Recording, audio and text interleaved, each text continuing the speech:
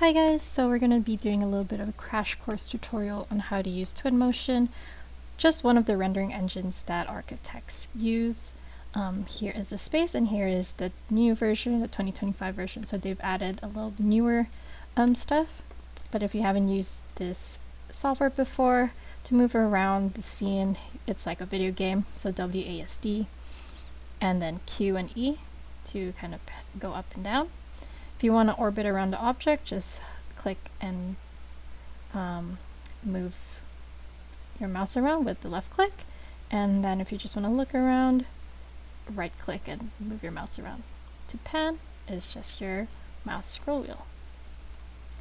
So that's the basics of navigating through Twinmotion.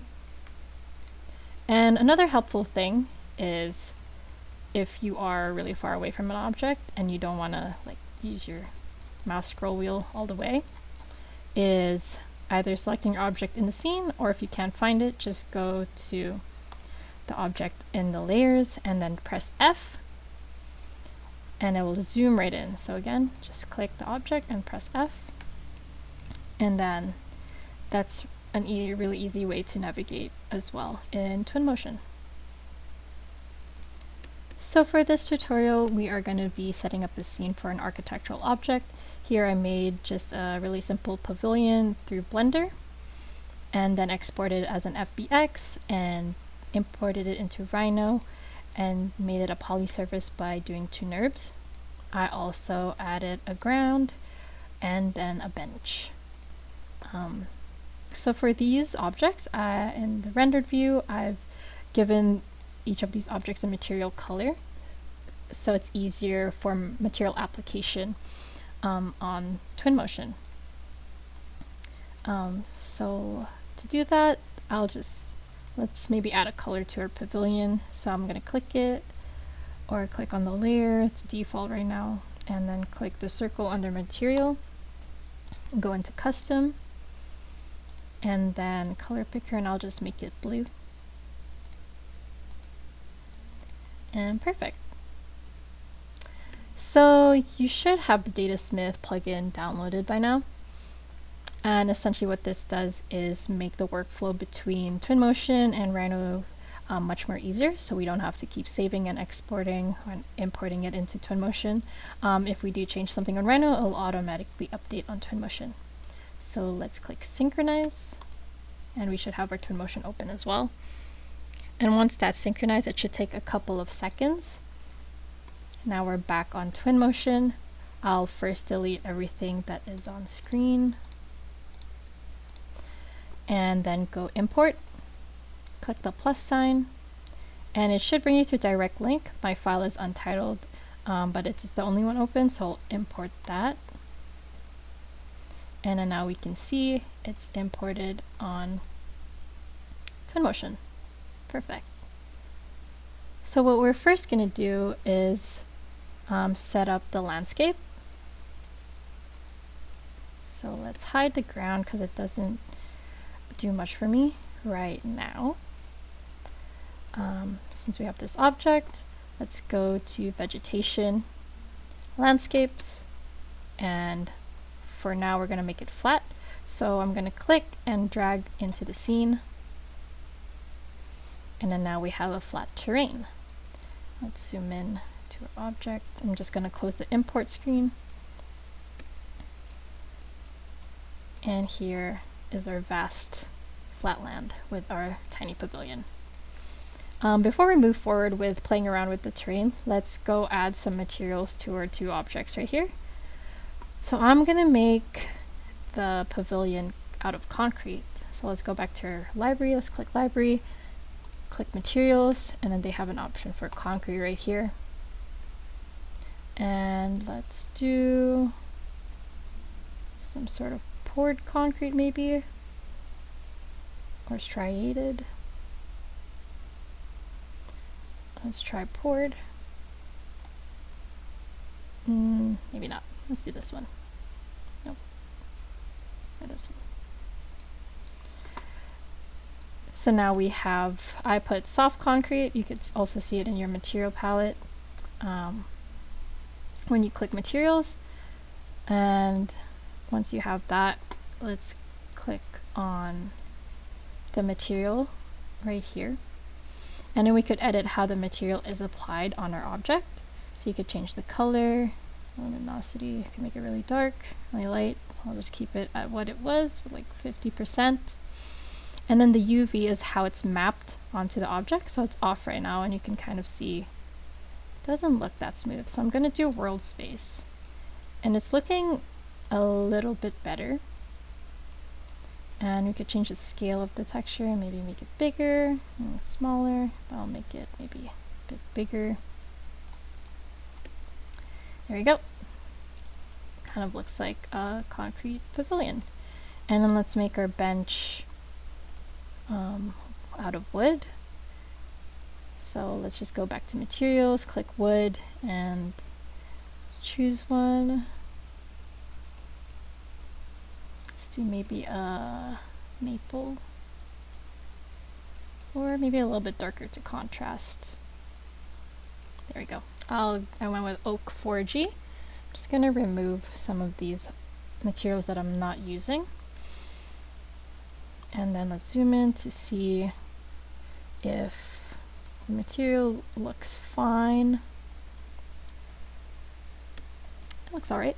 Okay, so we can move forward with playing around with the terrain. So I'm just going to close the materials tab right there.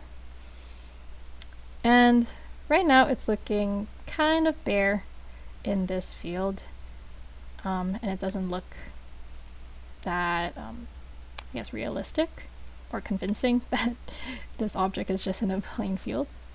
So what we're going to do, we'll add some vegetation, play around with the terrain, add more hills, and things like that.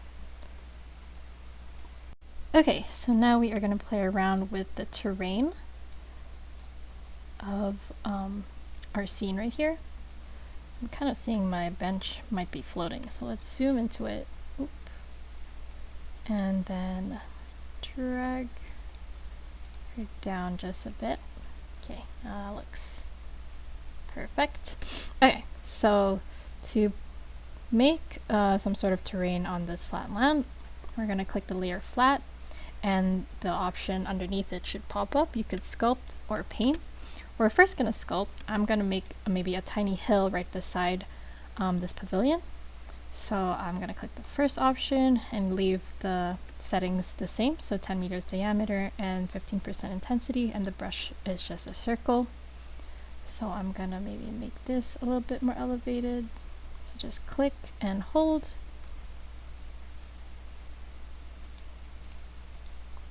There. And then if you want to edit it, maybe choose a different one where this will kind of ease the hill out.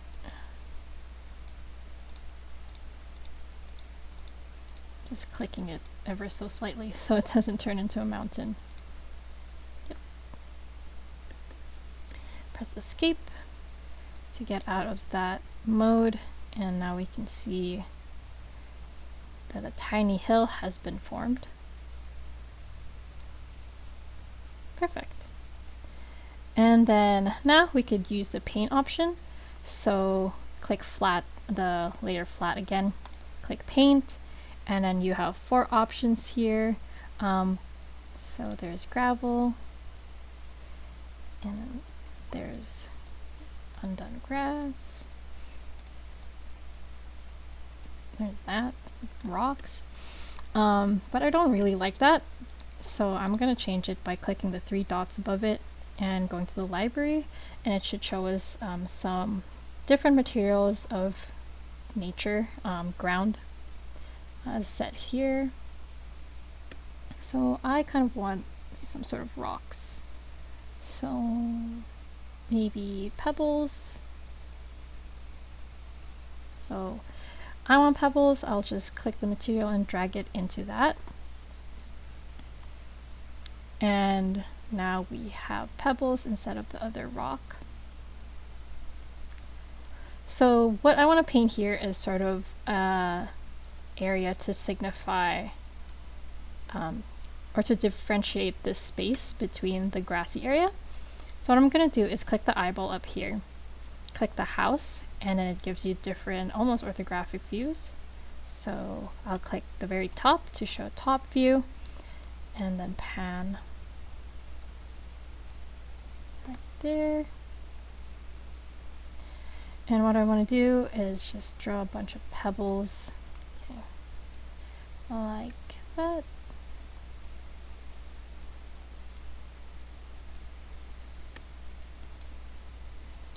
And then maybe I'll add more grass around it.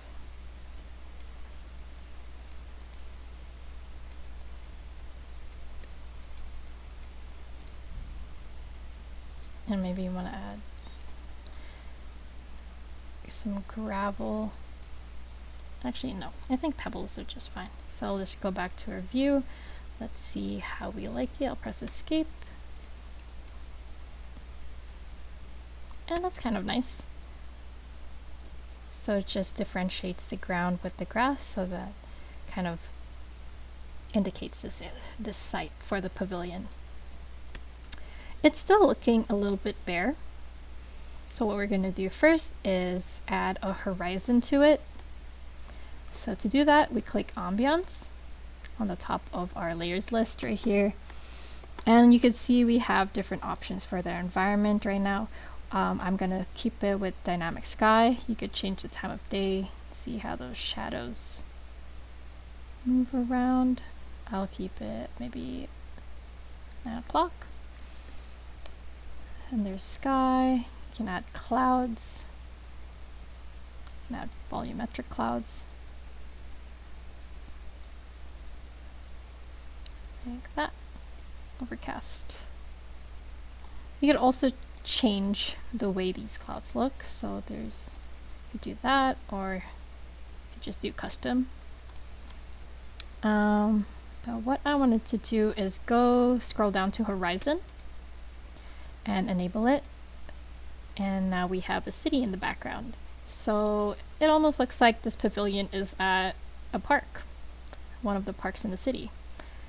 So that's nice. And then you could rotate depending on which angle your scene is going to capture. So maybe let's put like that in the background. But it is kind of awkward to have this much space, so we're going to be adding vegetation to make it appear as if we're not in this vast of a space. So what we're going to do first is go to library. I'm going to zoom in to the object, just press F and orbit around. Okay, so now we're going to add some vegetation.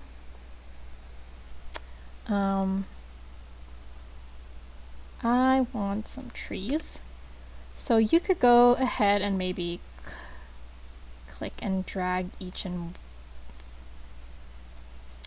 the trees, but there is an easier way to do this. I'm just going to delete what I dragged and dropped, and it is the option to populate. So right here we're able to paint, scatter, or space things between, or put it within an area. But what I want to do is paint. It gives me more freedom to apply these objects into the scene. So you're just going to add a bunch of trees. Let's go American plane tree, sweet birch, some red oak, Sir pine. Let's do this pine. Okay, so I have 4 right now. And the settings right here is the diameter of the paintbrush. And if I zoom out, if I make the diameter bigger, you kind of see that intensity. Okay, so we're gonna go paint our trees. Just drag and drop these 4 again. And then I'm gonna change the diameter to make it a little bit bigger. And it might be easier to go in plan view to kind of populate the area. Okay, maybe that's too much.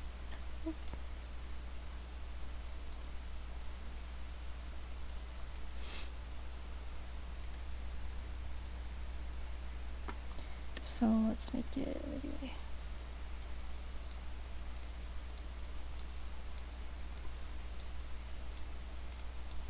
So it could be like in an enclosed space in the park. Okay.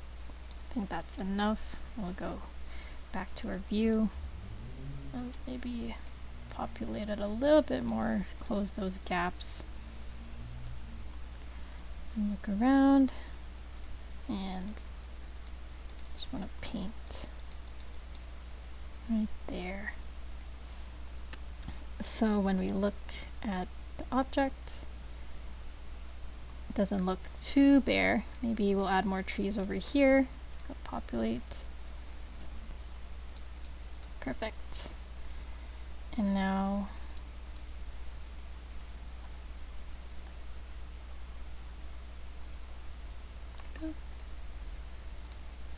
I didn't lose it. You could just click the layers right here and then paint over again.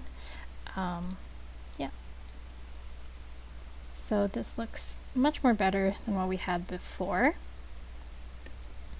And now it looks as if the pavilion is maybe at a park or something. And I'm just trying to find a good angle, like that bunny shot that you want. And other than trees, we could also paint more other vegetation. So I'm gonna maybe add some flowers. Let's add some buttercups, daisies, and arrows. Let's see how they look. And let's just make the diameter a bit smaller because we don't want them too much. That might be a little bit too much. I'm going to go in plan view again. Zoom in and populate. Just drag whichever.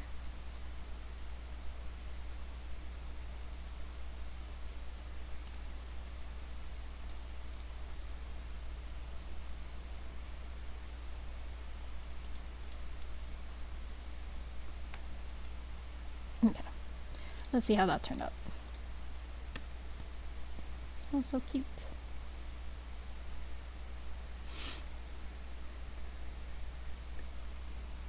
Okay.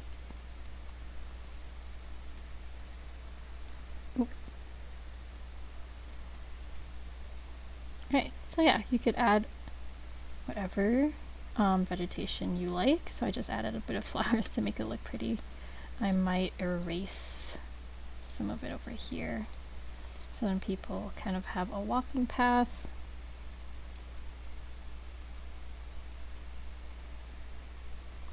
And maybe some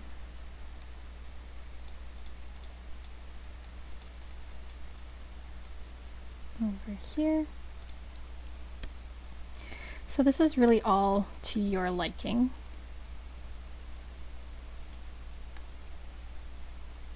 So that's really cute right there. And now for the fun part. Okay, so now once you have a scene that you like, we are gonna populate it with people. So again, the populate tab right there, and instead of place, we'll do paths. So you can kind of see you have 4 things you could click on. I'm just gonna go character, and here's essentially a pen tool, and I'm just gonna make it so people walk through and then out. So this will be really random.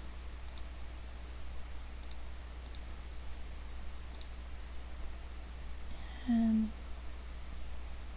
out here, and then escape. And then now you can see people starting to pop up. And you can widen the width so more people can walk through. Density, you can add however many people you'd like. So that's a lot. I'm just going to keep it at what it was. I think it was 15%. So it's like a nice stroll in the park. And since I'm putting it in a park, I'm gonna also add maybe some bikers, so they do have options for bicycles. And let's make them go maybe through here.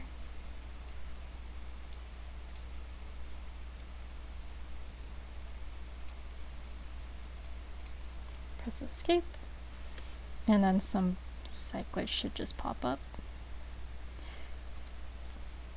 It just gives the scene more context and makes the rendering look more interesting to have these people. And then you could, other than populating it with paths, you can also do individual characters. So in the library there are characters down here, and there are different sort of I guess people. So there's posed. These are just posed, they're not going to move, but since we have moving characters, we're going to do animated humans. Let's choose one that looks really casual, and let's choose this guy and just drag him and drop him. And then you can see on the right hand side that there's a lot of options for this man right here. He's an idol right now. You could change his color, clothing colors, and he could be sitting, could be speaking to someone, be laying down, be dancing, just vibing. He could also be, there's other options I really like, since this is a pavilion. Oh, he's feeding pigeons. I like the taking a photo one, so it looks as if he's appreciating this pavilion right here. And then I'm gonna add more people to maybe sit on the bench. So just feel free to add whatever you want.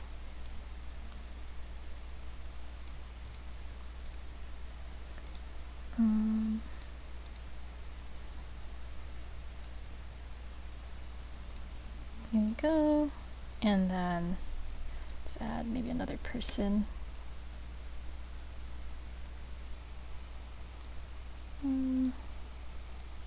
Just add a bunch of people. We'll drag and drop them. Let's make her sit as well.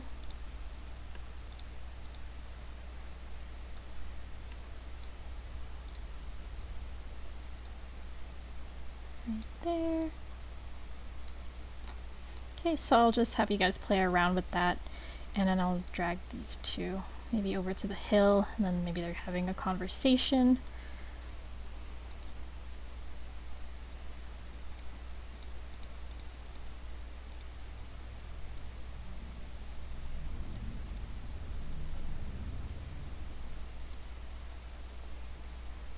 And maybe one person could just be like laying down.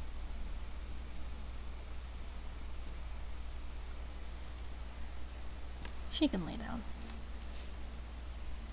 So yeah, Twinmotion is really great for its like really easy interface, and you could add so much dynamic into your scene. Just like her laying right there, enjoying the view. Maybe you could rotate her. Right there to match the hill. So that is populating it with people, and now it's looking good. So now what we're going to do is finalize the scene by going to ambience, and then appearance, just playing around with this environment. There are presets here. You could do different environments. So this is sunrise glow, there's golden hour, sunny coast, rainy day, fog bond. So depending on the context you want it to make, you could change that. I kind of want the shadows.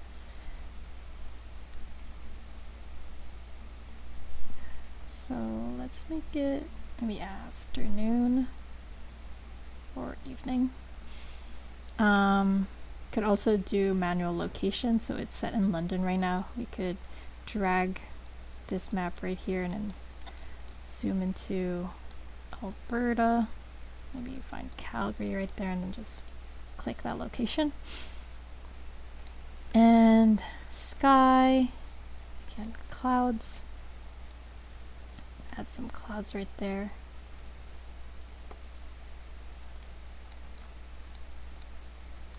You could also play around with the season, so it could be raining a lot, or it could be really cold, and then the trees could also match that. But I kind of like it in this sort of scene. Play around with the wind, be super windy. Okay, and then next is the camera. So for the field of view, you could play around a wide angle lens or much more closer. I'll leave it to what it was, so 90. And then you could also change the white balance. I kind of like it more of a warmer tone. But you could also change, there are filters that you could add onto this right here.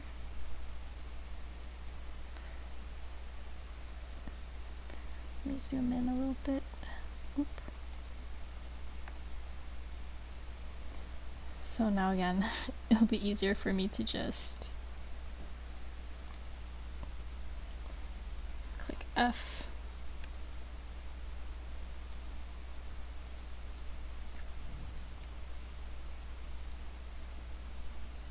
I think I lost my horizon here.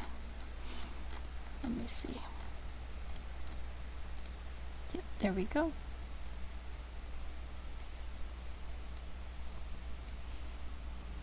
Alright, that looks good.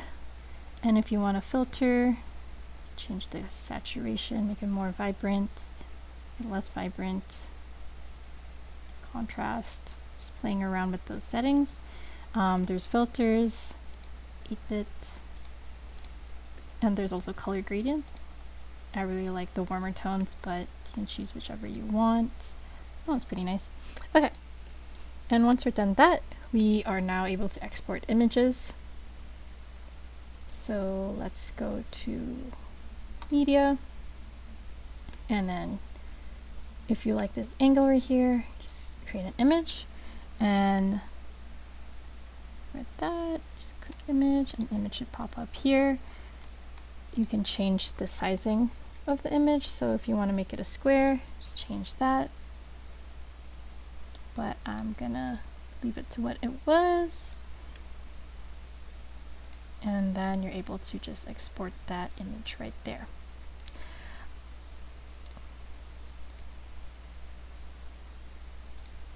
And export. And just and so here's how that image turned out. Oop. Pretty nice. Okay, so now for the fun part of Twinmotion is making videos with what you have on screen right here. So in the media tab, right next to the image is creating a video.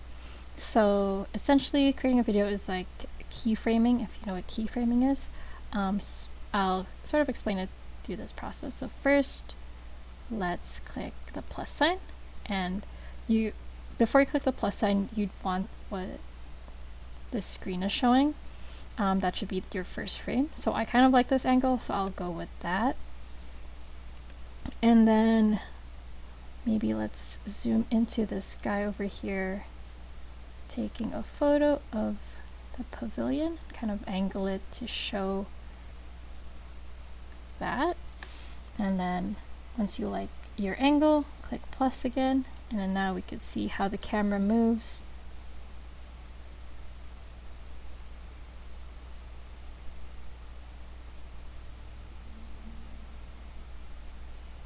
There we go. You could delete that, and also change the ambiance by maybe making it into night.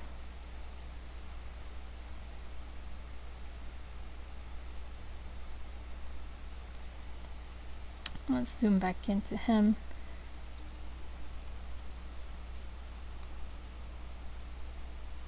And add that. And then you could see how it kind of cycles through the day.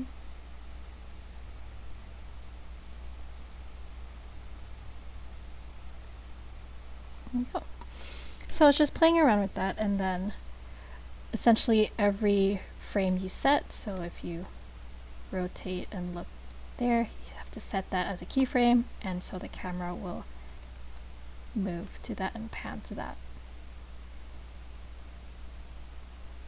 Just like that. Right. So I don't really like the nighttime, so I'm going to make it a bit prettier.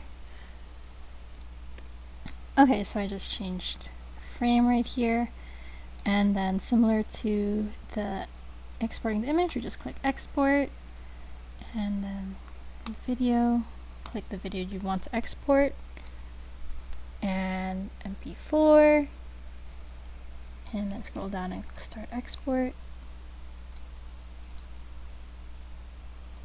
Okay, so it took a couple of minutes for it to export, but here's how the video turned out.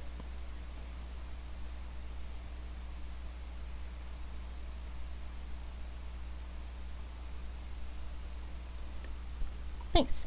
So it does take a bit in playing around to get a better scene and maybe better shots. So this is only the beginning and the basics of using Twinmotion. Yeah, hope you enjoyed that tutorial. See you in the next one.